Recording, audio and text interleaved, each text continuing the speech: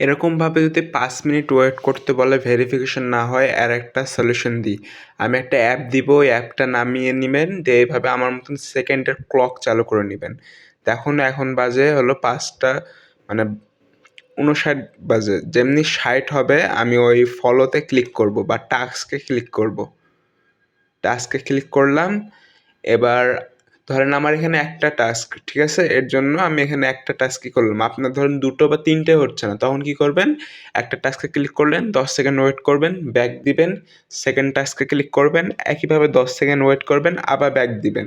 এরকম করতে প্রায় 30 থেকে 40 সেকেন্ড হয়ে যাবে। দেন আপনি ব্যাক দিয়ে মেন পেজে আসবেন। যে আপনি যে মিনিটে ঢুকেছেন আপনি তার পরের মিনিট শুরু হওয়ার জন্য অপেক্ষা করবেন। দেখেন এখানে আর মাত্র 4 থেকে 5 সেকেন্ড বাকি। যেমনি পরবর্তী মিনিটটা শুরু হবে 1 থেকে 3 সেকেন্ডের ভিতরে আমি ভেরিফাইতে ক্লিক করব। দেখেন আমার আর এই প্রবলেমটা হচ্ছে না, আমার টাস্ক পূরণ হয়ে গেছে, 5 UX UI হয়ে গেছে।